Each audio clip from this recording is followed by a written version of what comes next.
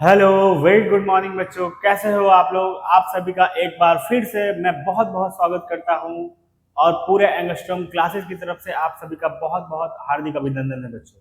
तो आज का क्लास, जैसा कि आज आप लोग देख पा रहे होंगे, आज का क्लास हमारा मोस्ट इम्पॉर्टेंट क्लास होने वाला है, क्योंकि ये class rise of nationalism in Europe हम लोग कवर कर रहे हैं। क्लास 10th के बच्चों, एनसीईआरटी जो भी आप लोग पढ़ रहे हो, सोशल साइंस को कवर करना चाह रहे हो, तो हमारे प्लेलिस्ट को फॉलो कर सकते हो बच्चों। हमारा प्लेलिस्ट आप यूट्यूब सेक्शन पे जाओगे और यूट्यूब में आप लोग सर्च करोगे एंगस्ट्रॉम क्लासेस, है ना। एंगस्ट्रॉम क्लासेस को जैसे ही सर्च करोगे तो सोशल साइंस क्लास 8, उसके अंदर प्लेलिस्ट आपको दिख जाएगा। क्लास 10, क्लास 8, क्लास 9, क्लास 7, आपको इस तरीके से हर एक क्लासेस की प्रॉपर जो है प्लेलिस्ट दिख जाएगी, है ना। तो उसमें आप लोग चीज़ों को फॉलो कर सकते हो उसके अंदर जा करके, और हमारे लेक्चर को जो है आप लोग सीक्वेंस वाइज में फॉलो कर सकते हो बच्चों। तो आज के क्लास को हम लोग स्टार्ट करते हैं बच्चों। आप सभी का एक बार फिर से मैं वेलकम करता हूँ। पूरे एंगस्ट्रॉम क्लासेस, पूरे एंगस्ट्रॉम टीम की तरफ से मैं आप सभी का वेलकम करता हूँ बच्चों। आज का क्लास बहुत ही इंपॉर्टेंट होने वाला है। तो देखिए, आज का क्लास क्यों इंपॉर्टेंट होने वाला है बच्चों, क्योंकि हम लोग इस क्लास को आज सम अप करने वाले हैं बच्चों। जैसा कि rise of nationalism in Europe आप लोग देख रहे हो कि एक लेंदी चैप्टर है, बड़ा चैप्टर है, और शॉर्टकट तरीके से पढ़ाना और पढ़ा करके निकल जाना, आपके पास कोई कंसेप्चुअल क्लैरिटी ना हो, ये मैं बिल्कुल बच्चों नहीं चाहता हूँ, है ना। मेरी ये मोरल रिस्पॉन्सिबिलिटी के तौर पे है कि आप लोग के पास एक क्वालिटी एजुकेशन प्रोवाइड करी जाए। तो जो मैं इसमें भरसक अपनी प्रयास करने की पूरी कोशिश कर रहा हूँ, और पूरे एंगस्ट्रॉम क्लासेस के जितने भी हमारे फैकल्टीज हैं, तो उन सभी ये लगातार ये कोशिश कर रहे हैं, उन सभी ने ये लगातार कोशिश करी है कि आप लोगों को क्वालिटी एजुकेशन प्रोवाइड कराई जाए। तो बच्चों, बदले में एक छोटा सा मोटिवेशन चाहिए हमें। आप लोग मोटिवेशन कैसे प्रोवाइड करोगे वो आप लोग को अच्छे से पता है। आप लोग हमें, हमारे चैनल को सपोर्ट कर सकते हो, हमारे वीडियोस को सपोर्ट कर सकते हो, लाइक शेयर एंड सब्सक्राइब अपने फ्रेंड, फैमिली एंड रिलेटिव के साथ कर सकते हो बच्चों। तो जिससे हमें एक छोटी सी मोटिवेशन मिलेगी बच्चों, और ये मोटिवेशन हमारे लिए बच्चों आपके फ्यूचर को और इजी बनाने के लिए, आपको और कंटेंट प्रोवाइड कराने के लिए हम लोग जो है तत्पर रहेंगे बच्चों। तो ये आपका साथ हमें चाहिए। मैं बदले में और कुछ भी नहीं मांग रहा बच्चों, बस एक छोटा सा मोटिवेशन मांग रहा हूँ, और कुछ नहीं। आपका एक छोटा सा सपोर्ट हमें बहुत ही ज़्यादा मोटिवेशन देगा। तो आज का क्लास आप लोग देख रहे हो कि ये क्लास 10th के बच्चों के लिए बहुत ही इंपॉर्टेंट होने वाला है। हम लोगों ने क्या क्या कवर करा है अभी तक, वो आज हम लोग देखते हैं, है ना। हम लोगों ने कवर करा है ये सारी चीज़ें। नेशनलिज्म क्या है, नेशन ऑफ स्टेट, सोवेरेनिटी, एब्सोल्यूटिज्म, यूटोपियनिज्म, प्लेबीसाइड, क्या क्या हम लोगों ने कवर कर लिया अभी तक। फ्रेंच रेवोल्यूशन कैसे उसका इम्पैक्ट पूरे यूरोपियन पे पड़ा, नेपोलियन का रोल क्या था, जैकोबियन और रॉबिस्फेयर क्या था, है ना। रेवोल्यूशन 1830 का, 1848 का, इन सभी चीज़ों को हमने कवर करा है। यूनिफिकेशन हमने कवर कर लिया है बच्चों। जर्मनी और इटली का यूनिफिकेशन आपने देखा होगा। मैंने प्रॉपर आपके पास कंटेंट के साथ, रिटेन मटेरियल के साथ में मैंने मैप वर्क भी कराया बच्चों, जिससे आप लोग को एक कंसेप्चुअल क्लैरिटी मिले कि कैसे कैसे चीज़ें बदली, है ना बच्चों। वो बहुत ही ज़्यादा इंपॉर्टेंट चीज़ है। तो वो आपने देखा होगा बिल्कुल। पिछले क्लास में आप लोग जाके देख सकते हो, अगर नहीं देखा तो हमारे प्लेलिस्ट को फॉलो कर सकते हो, है ना। तो हमने जर्मनी इटली के यूनिफिकेशन को भी देख लिया, और फिर पांचवा हम लोग symbols, allegories and nationalism in dark side वगैरह वगैरह ये सभी देख रहे थे। हमने सिंबल, एल्गरीज पिछले क्लास में कवर किया बच्चों, और आज हम लोग छोटा सा टॉपिक है लास्ट आपका, नेशनलिज्म का डार्क साइड क्या है, नेशनलिज्म कैसे इंपीरियलिज्म में बदल जाता है, और उसके साइड इफेक्ट क्या होते हैं बच्चों। तो ये आज के क्लास में हम लोग फर्दर मूव करेंगे। हालांकि पिछले क्लास में हमने देखा था छोटा सा उसका एक झलक, लेकिन आज उसको हम लोग फर्दर मूव करेंगे, ब्रॉड वे में समझेंगे, जिससे आपको एक कंसेप्चुअल क्लैरिटी अच्छे से मिल पाए बच्चों। हमने फ्रेडरिक सोरियो, जो आपका एक पोएट है, उन्होंने एक चित्र बनाई थी, आर्टिस्ट है वो। तो एनसीईआरटी चैप्टर 1 जैसे ही आप बुक खोलोगे, है ना, क्लास 10 का हिस्ट्री का, तो उसमें आपको फ्रेडरिक सोरियो का आपको एक पिक्चर मिलेगा, आर्टवर्क मिलेगा, जिसमें उन्होंने सारी चीज़ें बताई है कि कैसे कोई एक लेडी है जो नेशनलिज्म के सिंबल को डिमॉन्स्ट्रेट करती है बच्चों। और भी उसमें बहुत सारी चीज़ें हैं, लोग हाथ में अपने अपने कुछ कुछ लिए आज़ादी की क्रांति की ओर बढ़ रहे हैं, ताज मुकुट वगैरह फैला हुआ है, फेंका हुआ है। मतलब ये सारे सिंबल एल्गोरिथ्म दिखा रहे हैं कि भाई साहब अब जो है मोनार्क को हटा दिया गया है पूरे तरीके से। अब पूरे तरीके से जो है लोगों का राज चलेगा। अब आम जनता का राज चलेगा। आम जनता का जो कॉमनर्स हम लोग जानते हैं उनका राज चलेगा। वो अब नेशनलिज्म की बात कर रहे हैं, अपने फंडामेंटल राइट की बात कर रहे हैं, right to equality, right to freedom, right to property, right to education, इन सभी चीज़ों पर बात हो रही है बच्चों। वोटिंग राइट्स दिए जा रहे हैं, है ना। तो इससे इतर अब जनता किसी और बात के लिए कॉम्प्रोमाइज करने के लिए रेडी बिल्कुल भी नहीं है। अब वो नहीं चाहते कि अब कोई एक व्यक्ति आए और एक व्यक्ति का शासन पूरे समाज पर पड़े और एक व्यक्ति का ही कहना माने और एक व्यक्ति के लिए हम लोग आजीवन वफादार रह के बिता दें, चाहे वो व्यक्ति जितना भी बुरा क्यों ना हो, है ना। तो अब ये राज जो है नहीं चलने वाला। आई होप आप सभी ने इन सभी चीज़ों को देख लिया था।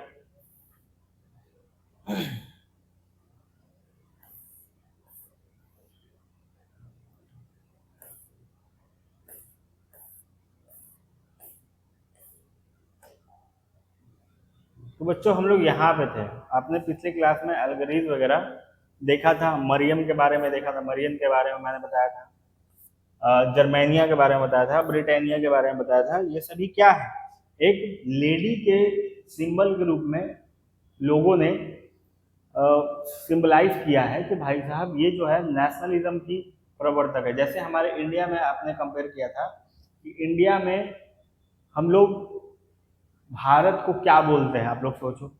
हम लोग भारत को बोलते हैं भारत माता, और भारत माता का एक पिक्चर उभर करके सामने आता है जो आपको ये याद दिलाता है कि हम लोग भारत देश के अंदर जितने भी देशवासी हैं वो सभी एक रूप में इकट्ठे हैं, एक हैं, यूनाइट हैं, है ना। और उस यूनाइट को हम लोग एक साथ रखने के लिए, उस यूनिटी को हम लोग एक साथ रखने के लिए कुछ एलिमेंट्स का सहारा लेते हैं। वो एलिमेंट्स क्या है बच्चों? वो एलिमेंट्स है आपके नेशनल फ्लैग, नेशनल सॉन्ग, है ना, नेशनल सिंबल। तो ये सारे एलिमेंट्स है जो क्या करेंगे, लोगों को नेशनलिज्म के प्रति इकट्ठा होने के लिए जो है मोटिवेट करेंगे, है ना। देखो यहाँ पे क्या है, folk song and music, cultural building in national identity, मैंने अभी जैसे जैसे बताया। ये क्या है, collecting popularising folk song, dances and legends help create a sense of shared culture heritage. Composer like Chopin, Poland का बात कर रहा है, Smetana, Bohemia road music expressing national identity वगैरह वगैरह लिखा हुआ है। True spirit of nation, folk spirit was expressed through folk culture. मतलब ये म्यूजिक के थ्रू कुछ कुछ आपके म्यूजिशियन के नाम हैं वो दिए हुए हैं, और वो नेशनल आइडेंटिटी को कैसे एक्सप्रेस करते हैं उन्हीं के बारे में बताया गया। लैंग्वेज और लिटरेचर, अगर आप लोग को बच्चों नहीं दिख रहा होगा तो मैं जूम कर देता हूँ आप लोग के लिए। आई होप कि आप दिखाई दे रहा होगा। लैंग्वेज और लिटरेचर की बात करें तो using the common language in written literature, newspaper and education was crucial in areas under foreign rule like Poland under Russia control, है ना। पोलैंड के अंदर कौन था, रसिया, जो किसको कंट्रोल करता था, पोलैंड को कंट्रोल करता था। Polish language itself become an act of cultural resistance.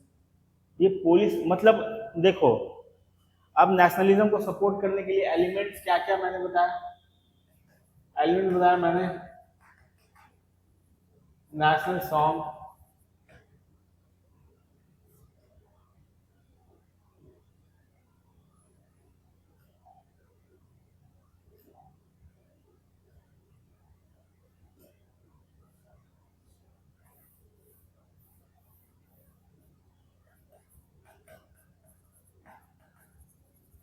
National song में बताया बच्चों, नेशनल फ्लैग है ना, फिर नेशनल एक हमारा सिंबल होगा, है ना। जैसे इंडिया में आप लोग नेशनल सिंबल की बात करो तो क्या याद आता है, अशोक चक्र, ये हमारा क्या है, नेशनल सिंबल के रूप में है। और उसके बाद हमारा लैंग्वेज, नेशनल लैंग्वेज, ठीक है बच्चों। तो ये तीनों तो हमने देख लिया कि सॉन्ग, फ्लैग और सिंबल। फ्लैग की बात मैंने बताई थी, मैरियन थी, आपकी जर्मेनिया थी, ये सभी क्या है, अपने हाथ में एक ट्राई कलर की फ्लैग ली हुई है। और फ्लैग जो है सिंबलाइज करता है नेशनलिज्म को, है ना, इस तरीके से। सॉन्ग के बारे में मैंने बताया अभी अभी, और नेशनल सिंबल के बारे में मैंने अभी इंडिया के बारे में बताया। और वहाँ भी नेशनल सिंबल को मैंने पिछले क्लास में आप लोगों ने देखा था कि जर्मेनिया जो है अपने सामने जो है क्या बोल रहे हैं उसको, एक कवच के रूप में लेकर के रखी है, जो नेशनलाइज को सिंबलाइज कर रहा है, नेशनलिज्म को सिंबलाइज कर रहा है बच्चों। तो ये सभी चीज़ें क्या है, नेशनल सिंबल है, हाथ में एक तलवार है, स्वॉर्ड है जो लेकर के खड़ी है, ये रेडी टू फाइट वो दिखा रही है कि हम लोग हमेशा जो है नेशनलिज्म के लिए फाइट करने के लिए रेडी हैं बच्चों। तो ये सभी क्या है चीज़ें, ये सभी नेशनलिज्म को सपोर्ट करने का एक एलिमेंट है बच्चों, एक यूनाइट करने का एक एलिमेंट है। अब नेशनल लैंग्वेज किस तरीके से काम करता है, जैसे मान लो यहाँ पे बताया गया कि पोलिश जो है पोलैंड का लैंग्वेज है, और वो रशिया के कंट्रोल में था पोलैंड। तो अब पोलैंड जो है लोग आपस में इकट्ठा कैसे होंगे, आपस में इकट्ठा होंगे बच्चों अपने लैंग्वेज के लिए भी, कि जो जो पोलिश लैंग्वेज बोलते हैं वो सभी पोलैंड के देशवासी हैं, और पोलैंड के देशवासी इकट्ठा होंगे इसी आधार पे कि वो लोग पोलिश लैंग्वेज बोलते हैं।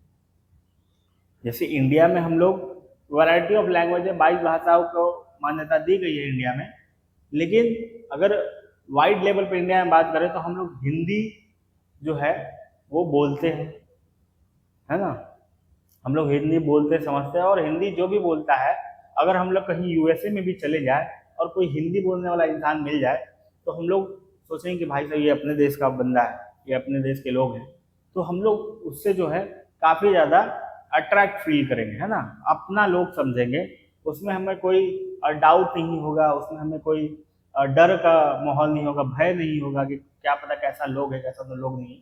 तो हम लोग एक दूसरे से काफ़ी ज़्यादा कंफर्टेबल फील करेंगे बच्चों, कहने का मतलब यही है। तो नेशनल लैंग्वेज भी इसी तरीके से वर्क करता है। कल्चरल रेजिस्टेंस का काम किया। In Germany brothers Grimm collected fairy tales document German culture heritage. Fairy tales का आपने नाम सुना होगा बच्चों, ये फेरी टेल्स में जर्मन के जितने भी कल्चरल हेरिटेज है उसको दिखाया गया, उसको शो किया गया बच्चों। अब देखो आगे क्या है, रोमांटिक आर्ट एंड नेशनलिज्म। अब एक बात आती है आपके सामने, रोमांटिसिज्म क्या है, रोमांटिसिज्म, ठीक है बच्चों, इसको हिंदी में बोलते हैं बच्चों स्वच्छंदतावाद,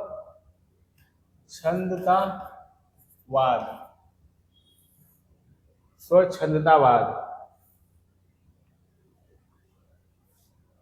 अब रोमांटिक का मतलब आप लोग वो मत समझना कि भाई साहब अब जो है शाहरुख खान आगे हाथ फैला के अब डायलॉग मार रहा है कि इस तरीके से ऐसे करके, तो अब वो रोमांटिक नहीं समझना है बच्चों आप लोगों को। रोमांटिक का मतलब होता है जो पारंपरिक चीजें चलती आ रही हैं, जो पुरानी व्यवस्थाएं चलती आ रही हैं, उन सबको खारिज करके, उस परंपरा को खारिज करके एक नई राह बनाना, अपनी एक नई राह बनाना, अपने एक नए राह को फॉलो करना, इसी विचारधारा को हम लोग रोमांटिसिज्म या स्वच्छंदतावाद कहते हैं। समझ गए बच्चों आप लोग? अगर नहीं समझे तो मैं और एक्सप्लेन करता हूं। जैसे आप लोग कह सकते हो कि ये मोनार्क थे,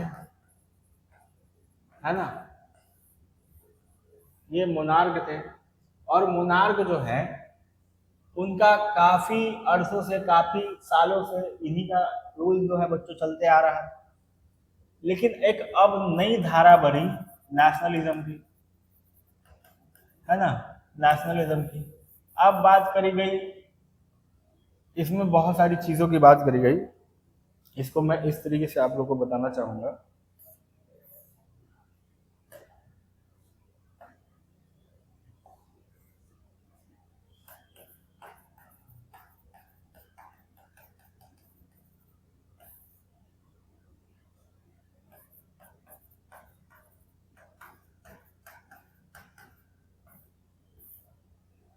है ना, तो ये है इसका मतलब। जैसा कि मैंने बताया, हिंदी मीडियम के भी जो बच्चे हैं उनको भी कोई दिक्कत ना हो, परेशानी ना हो, मैं उनके लिए भी जो है अपनी पूरी कोशिश करता हूँ कि आप लोग को ये चीज़ें कंसेप्ट जो है समझ में आए।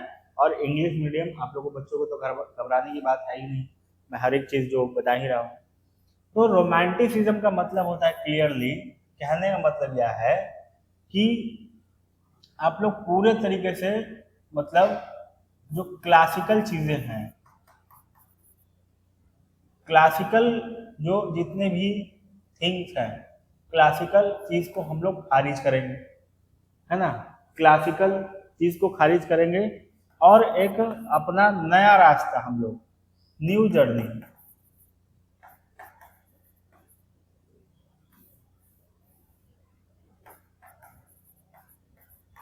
न्यू जर्नी हम लोग अपना रास्ता बनाएंगे, एक नया यात्रा करेंगे, एक नया नए तरीके से हम लोग चीज़ों को देखेंगे। उसी को हम लोग क्या बोल रहे हैं, स्वच्छंदतावाद बोल रहे हैं, रोमांटिसिज्म बोल रहे हैं। एक सेकंड बच्चों।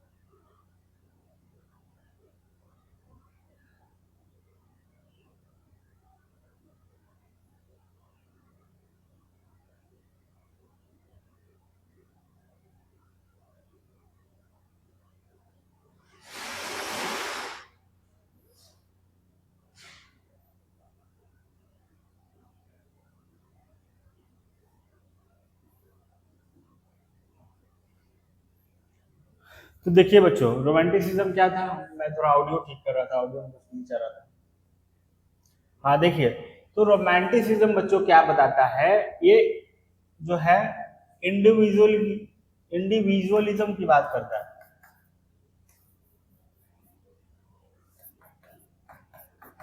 इंडिविजुअलिज्म, इंडिविजुअलिज्म की बात करता है, मतलब कोई एक इंसान आगे आएगा और एक ही इंसान के दम पे जो है वो काम होगी, एक ही इंसान के दम पे काम होगी। और इसके आगे क्या क्या होगा बच्चों, आप लोग देखिए, समझिए। इसमें बात करी जाएगी बच्चों ह्यूमन इमोशन की, है ना, ह्यूमन इमोशन की, इमेजिनेशन की, इन सभी चीजों की बात करी जाएगी बच्चों। ठीक है, मतलब कहने का मतलब क्या है हमारा, ये अभी आप लोग टर्म समझिए, थोड़ा सा ये कंसेप्चुअल है। आप लोग अगर आप लोग समझ जाओगे तो ये बहुत ही अच्छा होगा। स्वच्छंदतावाद या फिर रोमानियत भी कहते हैं, कहीं कहीं आपको रोमानियत भी दिखे तो आप लोग इसी को समझिएगा, आपका क्या है, रोमांटिसिज्म ही है। तो बच्चों देखो, जैसे आप लोग मान लो कि पहले के टाइम में मोनार्क था, मोनार्क का शासन था। मोनार्क मतलब क्या, निरंकुश शासक, एक राजा होगा और राजा के इर्द गिर्द ही सारी चीजें होंगी। लेकिन अब मोनार्क को कैंसिल करके क्या लाया गया, नेशनलिज्म लाया गया। क्या नेशनलिज्म की बात होगी, राष्ट्र की बात होगी। अब कोई एक व्यक्ति राष्ट्र नहीं होगा, अब पूरा राष्ट्र, पूरा जनता जो है उस राष्ट्र का प्रतिनिधित्व करेगा और एक राष्ट्र जो है एक देश के रूप में जाना जाएगा और देश से सर्वोपरि कोई नहीं होगा, है ना। तो ये क्या कर रहा है, ये सोचिए, ये क्या कर रहा है, ये विचारधारा क्या कर रही है, क्या दिखा रही है। ये विचारधारा बच्चों दिखा रही है रोमांटिसिज्म को प्रमोट करने के लिए, अब रोमांटिसिज्म को कैसे ये प्रमोट कर रही है कि जितनी भी पहले के क्लासिकल चीजें थी या कंजर्वेटिव चीजें थी उनको कैंसिल किया जाएगा पूरे तरीके से, है ना। क्लासिकल हो गया, कंजर्वेटिव हो गया, है ना। इन सभी चीजों को क्या किया जाएगा, खारिज किया जाएगा सिरे से, है ना। अब बात करी जाएगी एक नए यात्रा की, एक नए रास्ते की, एक न्यू जो है जर्नी की। इंडिविजुअलिज्म की बात करी जाएगी। अब कोई ऐसा नहीं होगा कि एक समूह मिलके, एक राजा का समूह मिलके जो परंपरा चली आ रही उसी पे बात करी जाएगी, उसी चीज को फॉलो किया जाएगा, वो जो कह देंगे वही सर्वोपरि होगा, ऐसा नहीं होगा। बात करी जाएगी इंडिविजुअलिज्म की, जिसमें हर इंसान को अपना फ्रीडम होगा कि वो अपना जो है मानदंड, अपना पैमाना बना सके खुद से। वो चाहे तो किसी भी रास्ते पर जा सके। कोई इंसान चाहे तो साइंटिस्ट बन सके, कोई इंसान चाहे तो डॉक्टर बन सके, कोई इंसान इंजीनियर बन सके, कोई इंसान पायलट बन सके, है ना। कोई इंसान राइटर बन जाए, कोई पोएट बन जाए, कोई थिंकर बन जाए, कोई फिलोसफर बन जाए। तो इस तरीके से आज़ादी है अब लोगों के पास अपना रास्ता चुनने की। इसीलिए इंडिविजुअलिज्म की बात हो रही है, न्यू जर्नी की बात हो रही है। ह्यूमन इमोशन पे ज़्यादा बल होगा। लोग जो है अब भावनाओं के आधार पर बात करेंगे। पहले के आप लोग देखोगे कहानियों को, अगर नोवेल के को उठाओगे या फिर पहले के किसी भी आप मूवी या सीरीज को देखो जो यूरोपियन टाइम में देखा रहा था, तो मतलब ऐसा कोई इमोशन जैसा कुछ था ही नहीं। इमोशन था ही नहीं लोगों के अंदर, कॉमनर्स के अंदर आप लोग कह सकते हो, लेकिन पूरे जो कंट्री में देखा जा रहा था वो क्या था, मोनार्क था, किसी को भी लटका दे रहा है फांसी पे, किसी को भी है मरवा दिया जा रहा है। तो ये क्या है, कोई इमोशन से कोई आपदा राब्ता था ही नहीं, है ना। तो अब बात करी जाएगी इमोशन पे। लोग अपने इमोशन जो है खुल के व्यक्त करेंगे, प्यार मोहब्बत की बातें करेंगे, हंसने खेलने की बात करेंगे, घूमने फिरने की बात करेंगे, आज़ादी की बात करेंगे, है ना, कविताओं की बात करेंगे, शेर और शायरी की बात करेंगे। तो जब इस तरीके से बात होगी, अब जब ये माहौल बनेगा, तो यही माहौल ह्यूमन इमोशन को प्रमोट करेगा बच्चों। अब जो है लोग इमेजिनेशन पे बात करेंगे। पहले के जो भी राइटर होते थे, आप लोग मोनार्क के टाइम देखोगे, वो कहानियां या फिर कोई भी नोवेल लिखा जा रहा है किसी एक राजा के आधार पे लिखा जा रहा है, एक राजा के जीवन के बारे में बताया जा रहा है। उसको मतलब ही नहीं है कि दुनिया में एक गरीब इंसान है, उसकी भी कुछ भावनाएं हैं। एक गरीब लड़का है जिसको बचपन से खाने का नसीब नहीं हुआ, एक गरीब बच्ची है जिसको बचपन से है बेसिक जो है मूलभूत आधारभूत सुविधाएं नहीं मिल पाई। उसको कोई राइटर उठा के उसके जीवन को देख ही नहीं रहा, कभी नहीं देखा गया। लेकिन अब जो है दिखाया जाएगा कि भाई साहब एक बच्ची की जीवन भी दिखाई जाएगी। राइटर लोग उठे, पोएट लोग उठ रहे हैं। अब इमेजिनेशन, ह्यूमन इमोशन, इंडिविजुअलिज्म, इन सभी पे बात कर रहे हैं। इमेजिनेशन मतलब अब जो है लोग इमेजिन कर रहे हैं। मैंने बताया था इसको आप लोग कह सकते हो यूटोपियन विजन से भी कनेक्ट करो। मैंने बताया था ना यूटोपियन विजन क्या था, यूटोपियन विजन। तो यूटोपियन विजन जो है एक वैसा विजन, एक वैसा जो है दृष्टिकोण जो उस खास वक्त में संभव ना हो। जैसे आज से 100 साल पहले अगर कोई सोचता कि हम लोग के पास फोन होगा जिसको हम लोग कान में लगा करके यहाँ से बैठे दूसरे महाद्वीप पे बात कर सकते हैं, ये विजन क्या था, ये यूटोपियन विजन था, है ना, यूटोपिया था। लेकिन आज जो है वो सच है। तो इस ऐसे ही विजन को यूटोपियन विजन कहते हैं। और इसी से आप लोग इमेजिनेशन को लिंक कर सकते हो कि अब इमेजिनेशन की बात करी जाएगी। अब इसी वक्त में जो है परियों की कहानी विकसित हुई, है ना, लोगों में ह्यूमन इमोशन उमर आया है, प्यार मोहब्बत की बात हो रही है। रोमियो जूलियट की आप लोग बात सुनोगे, इसी काल में रोमियो जूलियट की बात हुई, जो आज हम लोग बोलते हैं कि बड़ा रोमियो बने फिर रहे हो, मजनू बड़े, मजनू, लैला और मजनू की कहानी आप लोग इतिहास में आप लोग देखते हो कि काफी ज्यादा फेमस है। इसी पीरियड में जो है लैला और मजनू की भी कहानी बहुत ही फेमस हुई, रोमियो जूलियट की कहानी बहुत फेमस हुई। ये क्या थे? प्रेमी जोड़े थे। तो जब इस तरीके से बात अब हो रही है इतिहास में बच्चों, इन सभी चीजों पे बात हो रही है, इन सभी चीजों पे कहानियां बन रही हैं, इन सभी चीजों पे नोवेल लिखे जा रहे हैं। अब जो है कोई राजा को जीवन, राजा का जीवन नहीं बता रहा है। क्यों राजा के बारे में बात करेंगे भैया? हैं? आम इंसान का जीवन नहीं है क्या? तो अब जो है पूरे तरीके से इन सबको खारिज करके, अब क्लासिकल चीजों को खारिज करके एक नया अपना यात्रा, अपना नया रास्ता बनाया गया है। इंडिविजुअल पे बात कर रही है, ह्यूमन इमोशन, इमेजिनेशन और यूटोपियन विजन से आप इसको लिंक कर सकते हो। तो ये सारी चीज को शो कर रहा है। इसको एक परफेक्ट एग्जांपल से समझ सकते हो। जैसे एक क्लासिकल कार है, तो क्लासिक आप लोग सुने होंगे। क्लासिक, क्लासिक मतलब पुराना पैमाना, यानी पुराने चीजों को जब हम लोग करंट टाइम में देखते हैं तो वो एक क्लासिक कहलाता है ना। जैसे आप लोग रॉयल इनफील्ड बुलेट का आप लोग नाम सुने होंगे, तो वो क्लासिक बुलेट के नाम से आता है।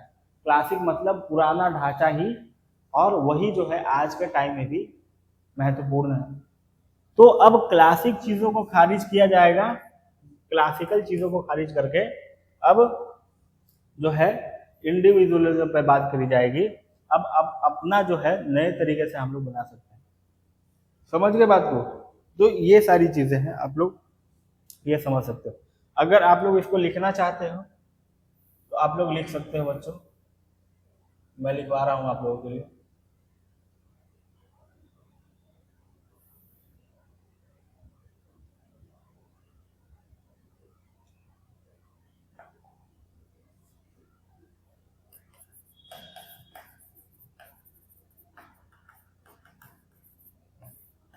रोमांटिसिज्म मतलब क्या? आप लोग लिखना चाह रहे हो तो लिख लो बच्चों।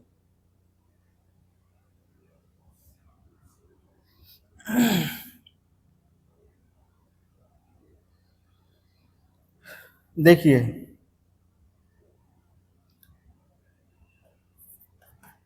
it is a major cultural, artistic and literary movement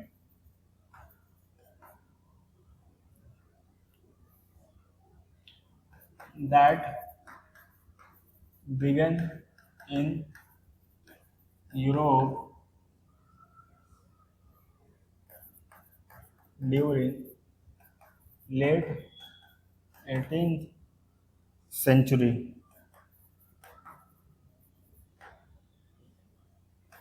It focuses heavily on human emotion, individualism,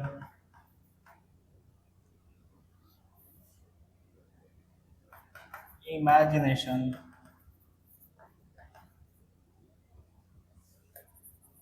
and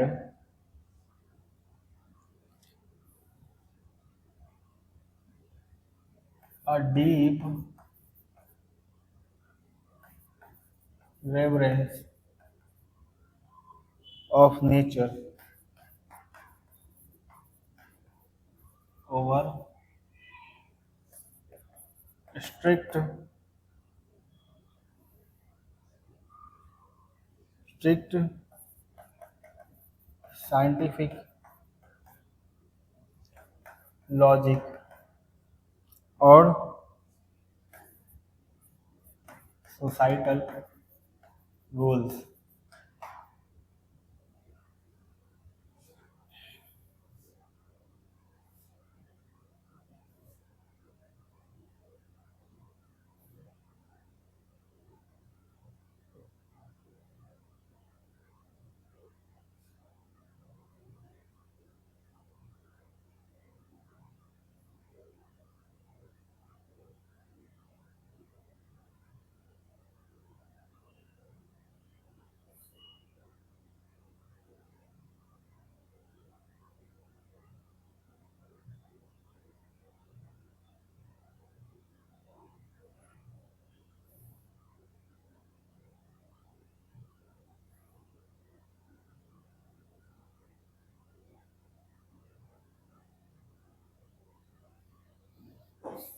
तो बच्चों आप लोग देख लिए, समझ गए अब बात, आप लोग इसको राइट डाउन कर सकते हो, आप लोग देख सकते हो क्या बोल रहा है। फिर से मैं बता देता हूँ, major cultural artistic literary movement that began in Europe during 18th century, 18वीं सदी में जो है ये शुरुआत हुई इसकी। ये क्या करता है, हेवली फोकस करता है ह्यूमन इमोशन पे, इंडिविजुअलिज्म पे, इमेजिनेशन पे and deep reverence of nature over strict scientist logical और सोसाइटल रूल्स। देखो बच्चों आप लोग तार को समझिए, रिलेट कीजिए चीजों को, है ना, यहाँ से यहाँ बढ़ना है तो रिलेट करना है चीजों को, इस सिरे से इस सिरे तक बढ़ना है। स्टार्टिंग में मोनार्क था, है ना, मैं अगर आप लोगों को बताओ, ये स्टार्टिंग में क्या था, यहाँ पे मोनार्क था। मोनार्क था जो पूरे तरीके से किस चीज को सपोर्ट करता था, कंजर्वेटिज्म को। अब देखो विचारधारा कैसे बदल रही है, लोगों का सोच कैसे बदल रहा है इस टाइम पीरियड में, है ना। तो कंजर्वेटिज्म था, मोनार्क जो है पूरे तरीके से, और ये सपोर्ट करता था किसको, नोबिलिटी को। नोबिलिटी मतलब पादरी वर्ग, है ना। यूरोप में आप लोग देखो पादरी वर्ग, रोमन इंपायर में जो देखोगे कि क्रिश्चियनिटी जो है दो भागों में बट गया, कैथोलिक चर्च और प्रोटेस्टेंट के बीच में, कि आप लोग देखोगे कैथोलिक और प्रोटेस्टेंट जो है क्रिश्चियनिटी दो भागों में बट गया। तो कंजर्वेटिज्म जो है वो नोबिलिटी वर्ग फॉलो करते थे, बोलते थे कि भाई साहब इसमें क्या होगा कि समुद्र जो है ये इस तरीके से है, पृथ्वी इस तरीके से है, अगर आप लोग आगे जाओगे तो खाई में गिर जाओगे और दोबारा बचोगे नहीं। इसलिए कई हजार 100 साल तक लोग जो है कभी समुद्र में आगे गए ही नहीं, बढ़ ही नहीं पाए, है ना।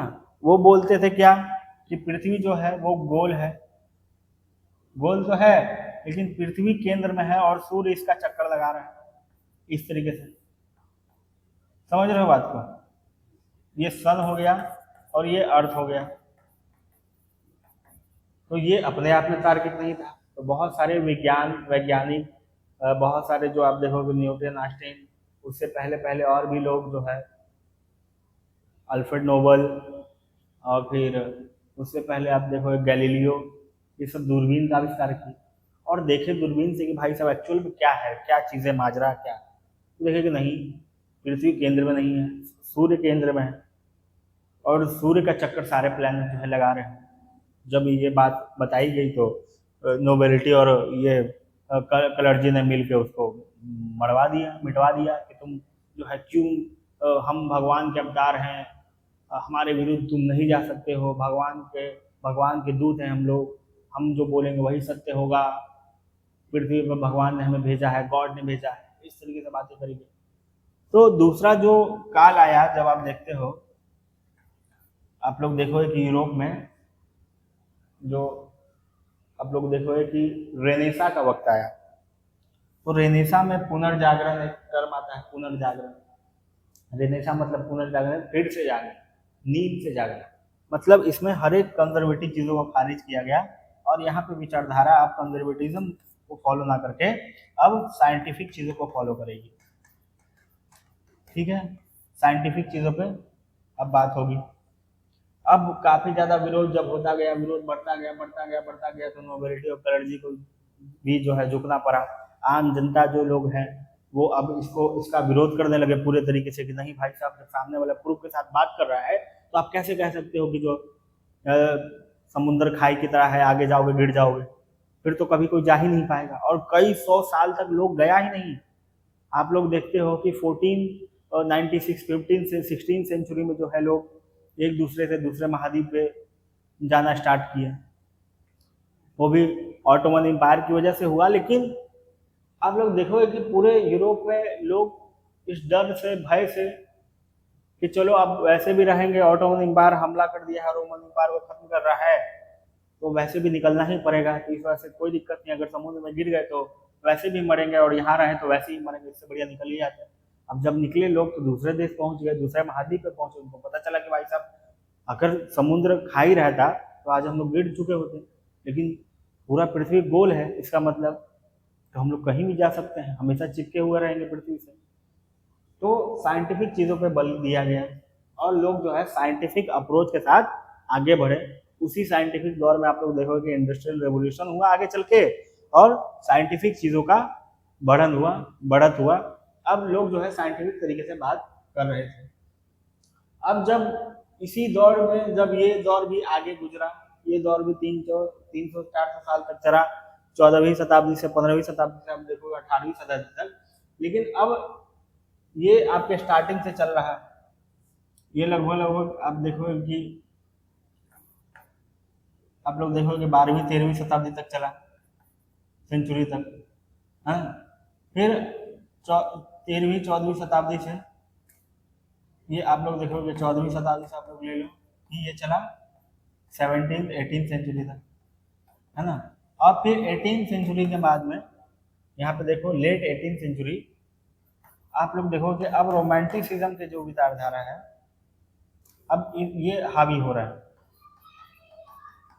अब लोग जो है बोल रहा है कि हम लोग इसको भी खारिज किए, ये तो एकदम बकवास था ही था, लेकिन ये थोड़ा अप्रोचेबल था, ये हमारे विकास के क्रम में बहुत बड़ी भूमिका निभाया। लोग जो है पढ़ लिख पाए इस दौर में, लोग जो है साइंटिफिक मेथड से जो है बहुत सारी चीज़ों को इन्वेंट किए, खोजे, डिस्कवर किए। तो इससे जो है समाज को गति मिली, सोसाइटी को एक गति मिली बच्चों। इसी दौर में आप लोग देखोगे कि वास्प इंजन बनाए गए, स्टीम इंजन बना, रेलवे का आविष्कार हुआ, राइट ब्रदर ने जो है एरोप्लेन का आविष्कार किया, लोग उड़ना सीखे, स्टीम इंजन से जो है एक जगह से दूसरी जगह जाना सीखे, कार बना, बाइक बना, मोटर बना, फैक्ट्रीज बना। तो इस काल में बहुत सारी चीज़ें हुई। जब ये काल आगे बढ़ा तो अब लोग जो है थक चुके थे कि भाई साहब दिन भर काम हो रहा है, लोग जो है बड़े बड़े फैक्ट्री कल कारखाने में जाके बातचीत कर रहे हैं कि भाई साहब सुबह में आओ, सुबह होती है, शाम होती है, जिंदगी तमाम होती है। इस तरीके से बातें हो रही थी। लोग जो है लोनलीनेस के शिकार हो गए, एलियननेस के शिकार हो गए, है ना। लोनलीनेस और एलियननेस के शिकार हो गए बच्चों। लोनलीनेस मतलब होता है अकेलापन, और एलियननेस संतरास या अकेलापन होता है। इसका मतलब संतरास या अकेलापन। तो काफी ज्यादा जब लोग हैं, काफी ज्यादा जब अकेले रहने लगे फैक्ट्री में, 14-15 हजार मजदूर काम कर रहे हैं, रहने के लिए जगह नहीं है, सांस लेने के लिए अच्छा जगह नहीं, इस तरीके से जब चीज़ें हो रही हैं तो लोगों में अजीब संतरास का भाव आया कि पैसा तो हो रहा है लेकिन ना हम लोग अपने जीवन को जी पा रहे हैं, खा रहे हैं, पी रहे हैं, सो रहे हैं, जैसे तैसे जीवन चल रहा है, बड़े बड़े उद्योगपति अपना मुनाफा कमा रहे हैं, लेकिन हम लोग का जीवन बहुत ही बेकार हो रहा है। तो इस वजह से लोग जो है फिर उनका मूड बदला।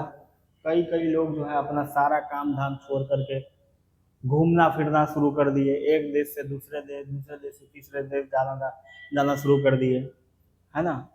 कविताएं लिखने लगे, पोएट लिखने लगे, पोइट्री लिखने लगे, कहानियां लिखने लगे, इमेजिनेशन में बह गए कि भाई साहब ये जीवन कुछ नहीं है, अब जीवन है जो अपने तरीके से जिए वही जीवन है असली।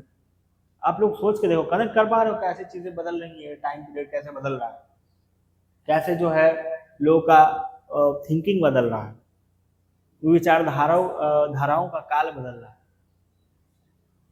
तो अब बात हो रही है रोमांटिसिज्म की, स्वच्छंदतावाद की।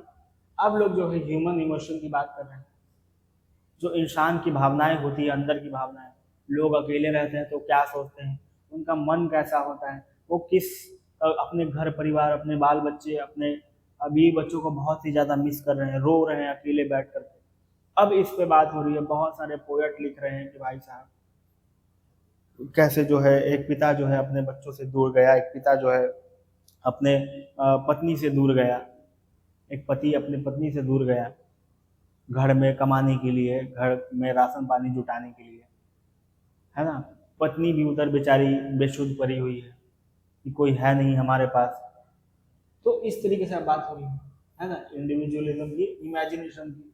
अब जो लोग इमेजिन कर रहे हैं, काश ऐसा होता कि हम लोग जो है अपने एक सुंदर से यात्रा में जाते, अपने सपनों का शहर बसाते, परी और परियों को देखते हैं, परियों को देखते हैं, है ना, रात में घूमते, चांद के नीचे बैठ करके तारों को गिनते। इस तरीके से बात हो रही है। जब पहली बार ये सभी चीजें हो रही है बच्चों, आप लोग समझिए, इतिहास में हम लोग तो मूवी स्टार्टिंग से देखते आए हैं, है ना, दिलवाले दुल्हनिया ले जाएंगे, डीडीएलजे, और बहुत सारी मूवी है जो आप लोग जानते होंगे। तो अब ये सभी चीजों पे बात ना करके अब लोग अपने भावनाओं को व्यक्त कर रहे हैं बच्चों, कहने का मतलब ये।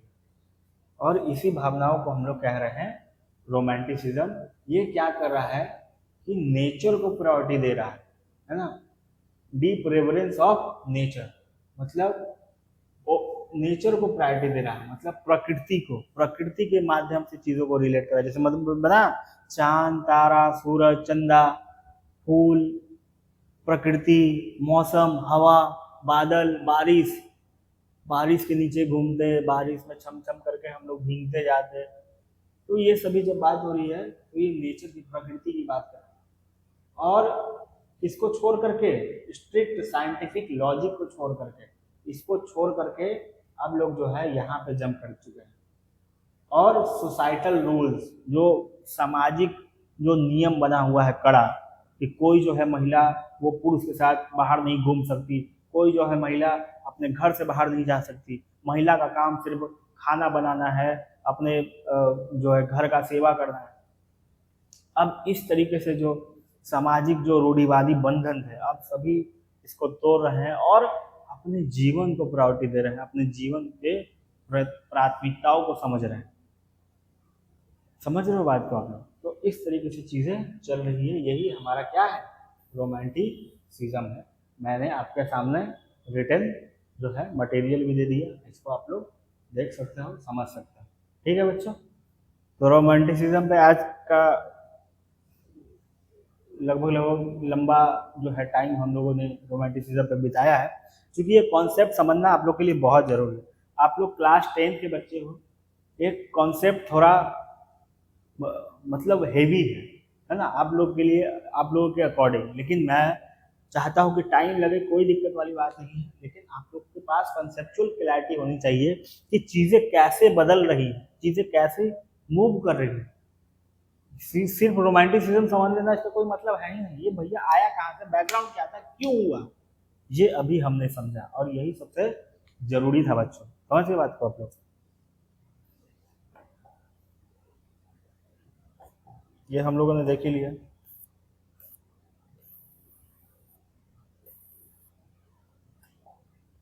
रोमांटिक वगैरह आप लोगों ने समझ लिया बच्चों, है ना, रोमांटिक एंड नेशनलिज्म मूवमेंट वगैरह वगैरह ये सब देखो आप लिखा हुआ, पोएट्स लाइक बायरन, और फिर फ्रेडरिक सोरियो की मैंने बात की विजन, ये क्या है, ये भी रोमांटिसिज्म को ही शो कर रहा था। फ्रेडरिक सोरियो का विजन मैंने जो बताया, है ना, democratic and social republic in his utopian vision. देखो यूटोपियन विजन का भी नाम आया। यूरोप और अमेरिका में, each carrying their own national flag, marching long procession past statue liberty, this image is describe at the very beginning of NCERT chapter. ये आपका दिया हुआ है। अब हम लोग आगे बढ़े।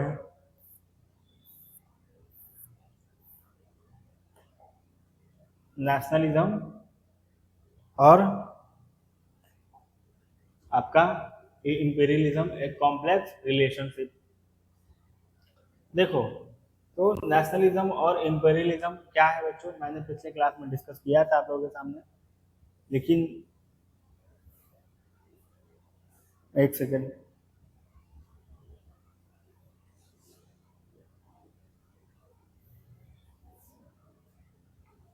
तो देखिए नेशनलिज्म समझिए, नेशनलिज्म को मैंने बताया था, इंपीरियलिज्म को भी मैंने बताया था कि नेशनलिज्म एक पतला सा डोर है, नेशनलिज्म वर्सेस इंपीरियलिज्म आप लोग बोलोगे। तो नेशनलिज्म क्या है, जब लोग अपने देश के प्रति भावुक होकर, देश के प्रति पूरे तरीके से समर्पित हो गए, तो उसी को नेशनलिज्म कह रहे हैं। मैंने पिछली क्लास में बताया कि नेशनलिज्म पतला सा डोर है। अगर आप लेफ्ट आओगे तो नेशनलिज्म के लोग कहेंगे आपको, जो सपोर्ट करते हैं कि भाई साहब तुम डरपोक हो, तुम कायर हो, तुम नेशनलिज्म को सपोर्ट नहीं कर सकते। अगर आप उसके उधर जाओगे तो आप लोग जैकोबियन, रॉबिस्पियर में शामिल हो जाओगे, नेपोलियन की गिनती में आ जाओगे। तो इसीलिए नेशनलिज्म को समझना बहुत ही ज़्यादा इम्पोर्टेंट है। यहाँ पे आपके डेफिनेशन के रूप में चीज़ें दी हुई है, आप लोग समझते हो। Aggressive national pride, nation began to compete with each other power, territory, prestige, ये मैंने बताया था कल। being great nation meant having a large empire and controlling foreign lands and people। मतलब बड़े नेशन होने का मतलब यही है कि आप जो है दूसरे छोटे राज्य पर हमला करो, उसके टेरिटरी को हथिया लो और इस तरीके से बात करो। तो ये क्या हो गया, अग्रेसिव नेशनल प्राइड हो गया। तो मतलब नेशनलिज्म का थोड़ा, जब नेशनलिज्म नेगेटिव चीज़ों की तरफ चली जाए तो नेशनलिज्म क्या हो जाएगा, कोई देश इतना बड़ा हो जाए, इतना महान हो जाए और खुद को इतना महान समझने लगे कि छोटे देश को एकदम फेंक करके मारेंगे, भागो तुम यहाँ से, तुम कुछ हो ही नहीं। तो इस तरीके से जब बात हो जाए तो इसी को अग्रेसिव नेशनल प्राइड कहते हैं। रेशियल सुपरविजन सुपरियॉरिटी क्लेम्स क्या है, मतलब मैंने बताया था कि हिटलर जो है अपने रेस को सुप्रीम समझा, है ना, और आर्यन रेस को सुप्रीम समझा, और बाकी यहूदियों को काफ़ी ज़्यादा मरवा दिया, गैस चैम्बर बंद करवाया, इस तरीके से मरवाया और चीज़ों को ख़त्म किया, है ना। यहाँ पे देखो कि claiming their on people were racial और culturally superior to African, Asians and others used to justify colonial conquest as a civilising mission.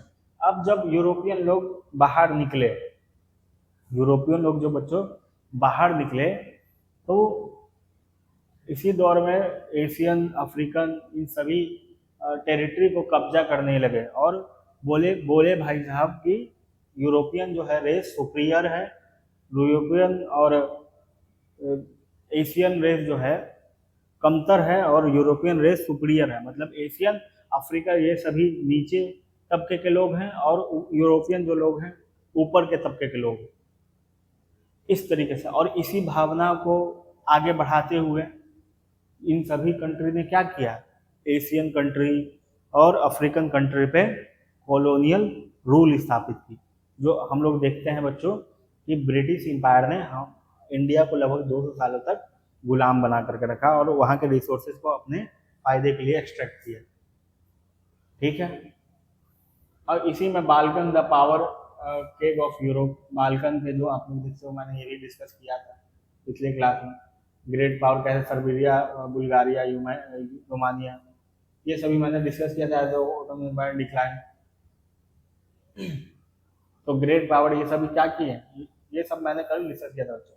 Pan nationalist movement, slavism, uniting people under Russian leadership and pan Germanism, all Germans create a massive geopolitical tension creating existing border and empire। तो पूरे level पे आप लोग देखते हो कि फिर धीरे धीरे अब चीज़ें बदलेंगी, कॉलोनियल एरा खत्म होगा तो फिर से लोग नेशनल प्राइड को उठाएंगे और फिर से इस शक्ति को बढ़ाएंगे और फिर से जो है बड़े बड़े जितने भी कंट्री हैं, जो कॉलोनियल कंट्री हैं, इम्पीरियल कंट्री हैं, उसको हटा करके अब जो है उखाड़ के फेंकेंगे। ये आपने चीज़ों को समझ लिया। अब आइए, आपके पास रिटर्न मटेरियल है, आप लोग स्क्रीनशॉट इसको ले करके देख सकते हो। इंपीरियलिज्म का मतलब क्या होता है, मैंने कल बताया था, when power nation extend control over weaker territories politically, economically और militarily. The late 19th nationalism fuelled imperial ambition as nation completed to build empire in Africa, Asia and the Pacific. तो साम्राज्य की नीति मैंने बताया था, जब एक कोई शक्तिशाली देश दूसरे अपने से छोटे देश पे राजनीतिक तरीकों से या फिर अपने आर्थिक तरीकों से या फिर सैनिक बल के आधार पर दूसरे देश पे कब्जा कर ले और उस देश का संसाधन का उपभोग अपने हित में करे, तो इसी विचारधारा को हम लोग कहते हैं साम्राज्यवाद और उस शक्तिशाली देश को कहते हैं साम्राज्य, है ना, इंपीरियल स्टेट। और इस विचारधारा को इंपीरियलिज्म कहते हैं। ठीक है बच्चों, आप लोग समझ गए। और एथनिक नेशनलिज्म क्या है, based on share ethnicity, race वगैरह वगैरह, ये सब मैंने बताया है कि एक ही जगह पे लोग जब रहते हैं, एक ही भाषा का प्रयोग करते हैं, तो वो एथनिक जो है वो कहलाता है, नेशनलिज्म कहलाता है, नेशनलिस्ट कहलाता है। बाल्कनाइजेशन एक टर्म है, आप देख सकते हो, the process by which a large multi ethnic state breakup into a smaller often hostile nation named after the Balkan reason Europe. The term is still used today describe political fragmentation. आप लोग Balkan country को आप लोग Google map पे जाओगे तो आप लोग सर्च कर सकते हो बच्चों, बाल्कन कंट्री। तो बाल्कन कंट्री में आप लोग को दिखेगा यूरोप का कुछ कुछ कंट्री जिसको बाल्कन कंट्री के नाम से जानते हैं, बाल्कन नेशन के नाम से जानते हैं यूरोप में, है ना। तो ये क्या था, multi ethnic state breakup into smaller open hostile nation. तो ये हॉस्टाइल नेशन के रूप में ब्रेक हो गए। रियल पॉलिटिक्स छोटा टर्म है, politics based on practical consideration of power rather than ideological और moral ideas associated with Bismarck approach using wars and alliances strategically, not out of principle from German, realistic plus politic। मतलब एक realistic approach के साथ जब हम political चीज़ों को जब अप्रोच करते हैं उसी को हम लोग रियल पॉलिटिक कहते हैं। ये आपका बिस्मार्क का जो नीति था, जो जर्मन राष्ट्र को एक करने में काम किया बहुत ही ज़्यादा, उसी को हम लोग ऑटोमन बिस्मार्क के नाम से जानते हैं और इसके विचारधारा को हम लोग रियल पॉलिटिक कहते हैं। ये एक छोटा सा टर्म, ज़्यादा कुछ है नहीं। बाकी आगे आइए आप लोग। अब देखिए रिवाइज करने वाली चीज़ें हैं कि हम लोग क्या क्या पढ़े। ये आपका लगभग चैप्टर जो है पूरे तरीके से खत्म हो चुका है। हमने हर की कॉन्सेप्ट की कोर एरियाज को देखे हैं। अगर कुछ आपके सामने छूटा हुआ होगा तो मैं नेक्स्ट क्लास में आपको करा दूंगा, हालांकि कुछ छूटा हुआ है नहीं। इंपीरियलिज्म के पास आपके पास डिफिनेशन है ही, हर एक चीज़ का रिटेन मटेरियल है ही। अब देखो रिकॉल करो, हम लोग 1789 जो आपका फ्रेंच रेवोल्यूशन हुआ, उसके बाद नेपोलियन आया, नेपोलियन इंट्रोड्यूस किया, बहुत सारे लोग 1815 में नेपोलियन का विघटन हो गया। फिर वियना कांग्रेस के थ्रू जो है फिर से जो है कंजर्वेटिव को रिस्टोर किया गया। फिर आप देखोगे कि 1830 से 1832 में ग्रीक इंडिपेंडेंस हुआ। मेजनी जो है यंग इटली का स्थापना किया। 1848 में आप लोग देखोगे कि स्प्रिंग टाइम था पूरे नेशन का, हर एक देश में जो है रेवोल्यूशन चल रहा था, है ना। 1861 यूनिफिकेशन हुआ इटली का और जर्मनी का। इटली 71 तक आपका यूनिफिकेशन हुआ। फिर आप देखोगे कि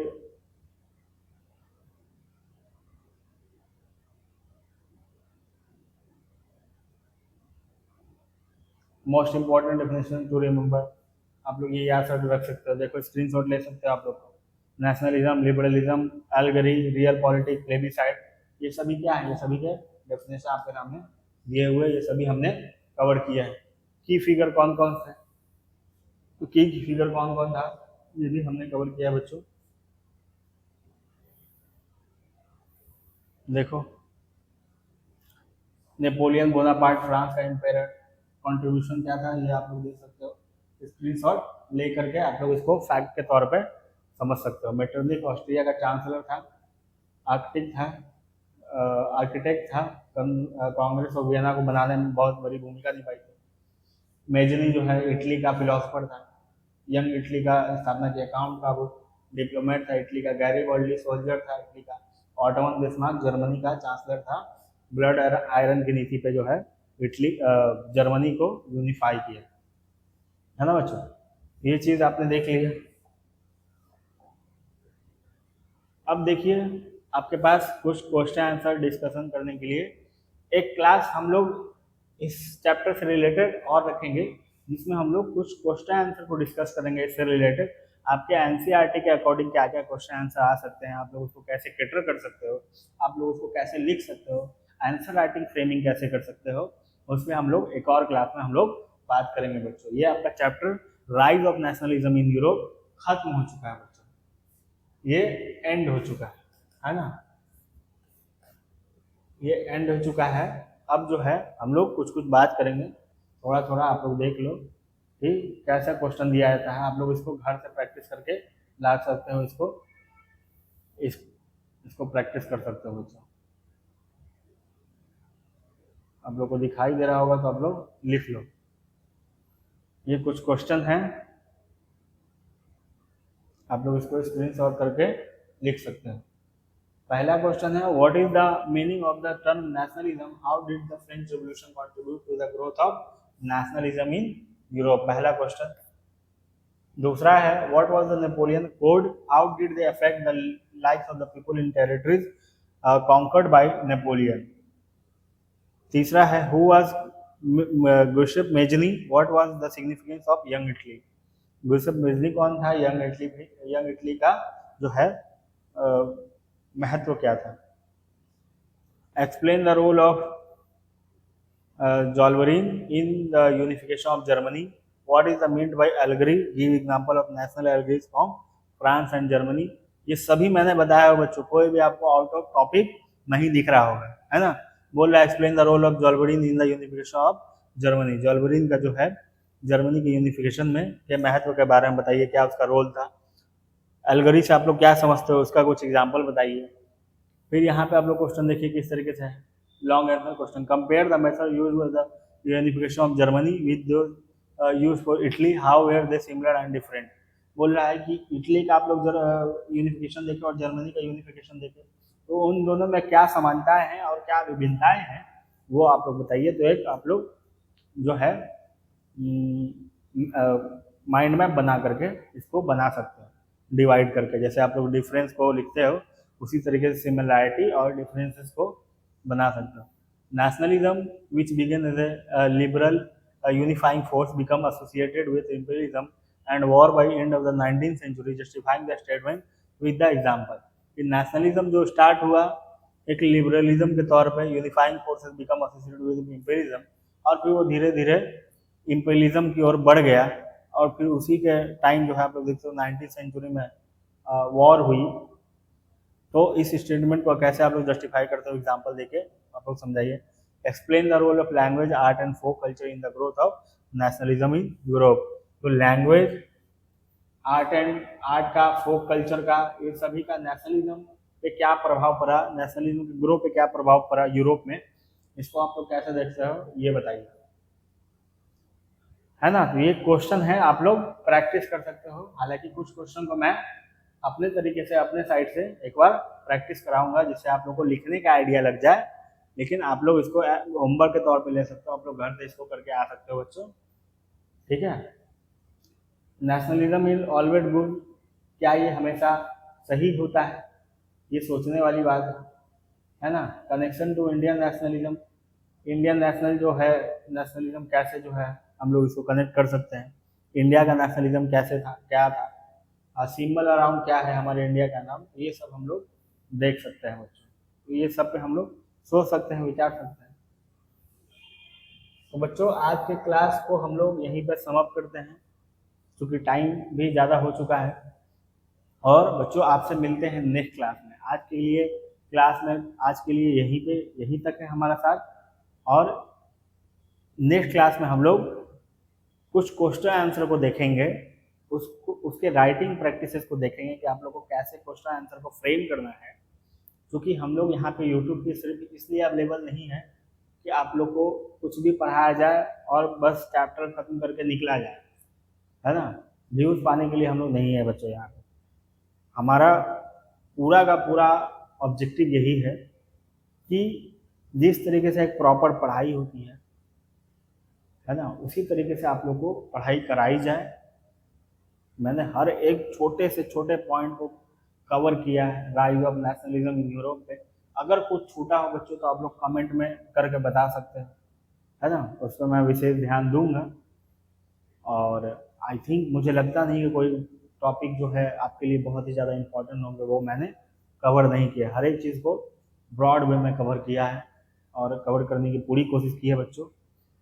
एक और क्लास में हम लोग क्वेश्चन आंसर प्रैक्टिस करेंगे, आंसर राइटिंग के फ्रेमवर्क को समझेंगे। क्योंकि हम लोग जब आगे चैप्टर को फर्दर मूव करें, आगे किसी चैप्टर को पढ़ें, तो आपके पास आइडिया हो कि आप लोग कैसे आंसर राइटिंग को कर सकते हो, लिख सकते हो, चाहे वो स्मॉल आंसर राइटिंग हो चाहे वो लॉन्ग आंसर राइटिंग हो, ठीक है। तो आज के लिए बहुत बहुत धन्यवाद, मिलते हैं हम लोग नेक्स्ट क्लास में बच्चों। एक छोटा सा सपोर्ट आप लोग से चाहिए, आप लोग को पता है, चैनल को लाइक शेयर एंड सब्सक्राइब कीजिए, वीडियोज़ को लाइक शेयर एंड सब्सक्राइब कीजिए, और अपने फ्रेंड फैमिली और रिलेटिव के साथ शेयर कीजिए बच्चों, ठीक है। तो मिलते हैं नेक्स्ट क्लास में, बहुत बहुत धन्यवाद बच्चों, थैंक यू सो मच।